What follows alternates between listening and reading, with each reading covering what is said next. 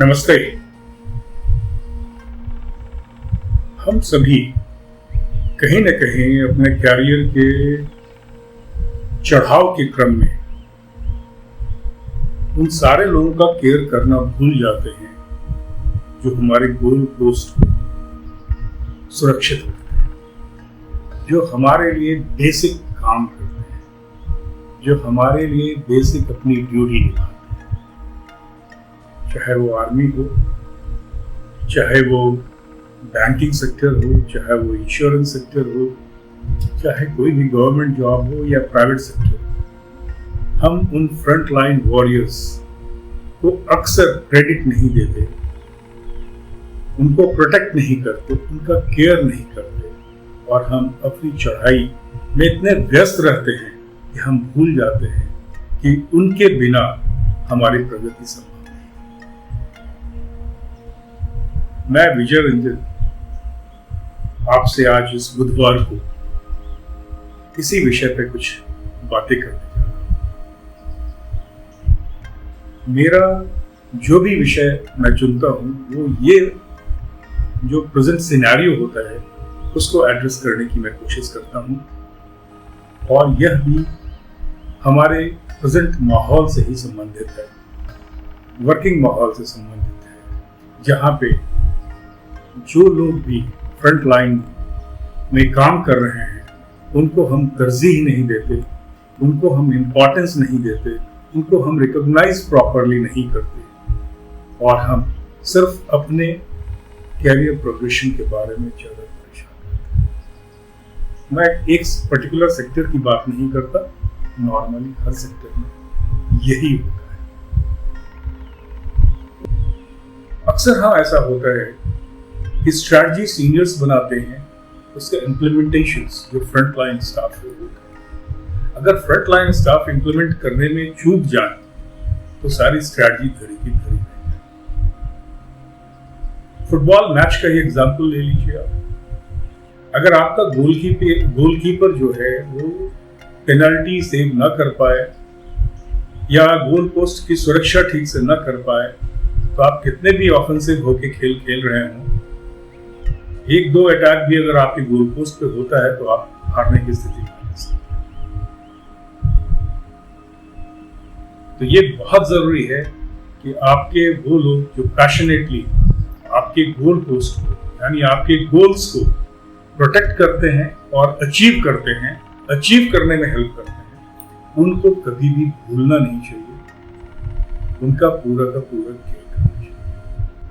1937 में Chelsea England के एक बहुत ही फेमस फुटबॉल क्लब है और चार्ल्टन क्लब, इन दोनों के बीच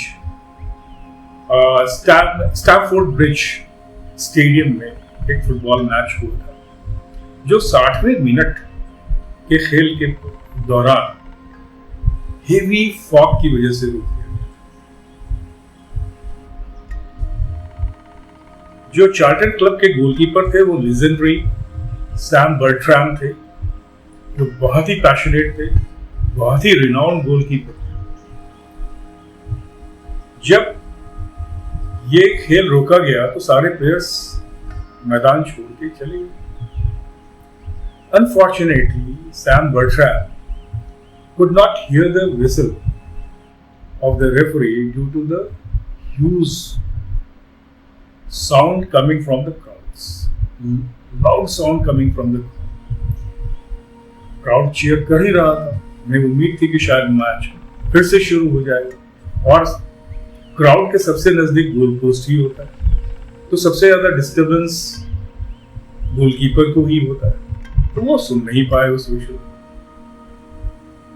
15-20 मिनट के बाद जो स्टेडियम पुलिस थी, मैच खत्म हो चुका था, सारे चले गए थे, वो जस्ट मैदान का मुआयना जो उनका एक रूटीन जॉब है करने के लिए उस मैदान पे आई।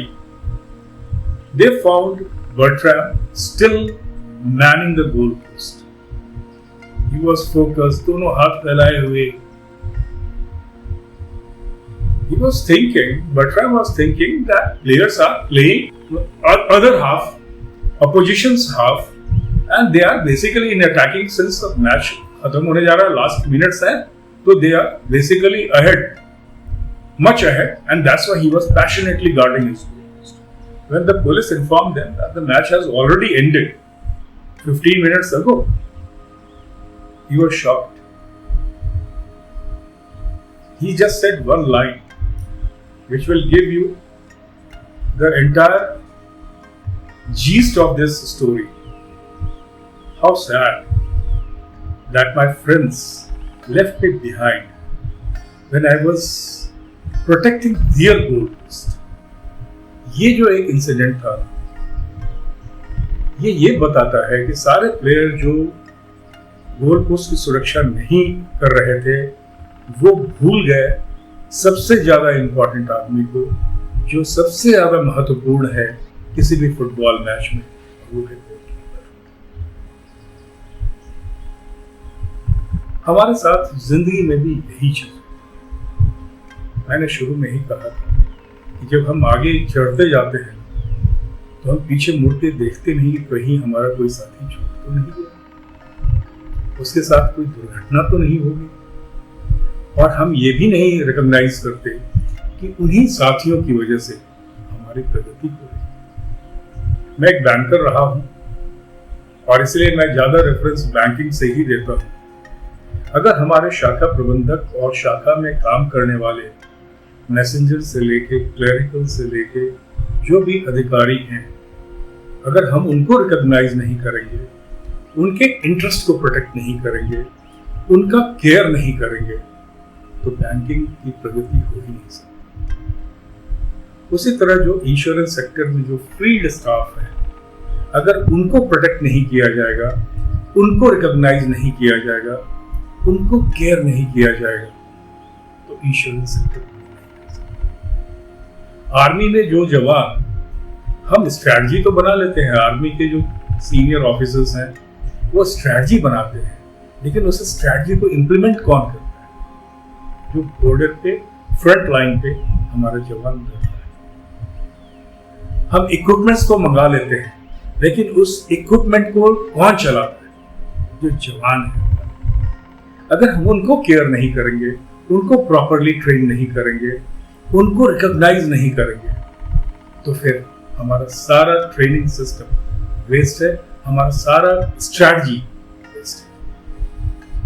तो मैं सारे आप सभी से यही आग्रह करूंगा, जो लोग जिस पद पर भी हैं, चाहे आप सुपरवाइजिंग पोस्ट पे हो, उस चीज का सुपरविजन आपके जिम्मे हो, या आप उच्च पद पे बैठे हुए हो, जो सबसे जरूरी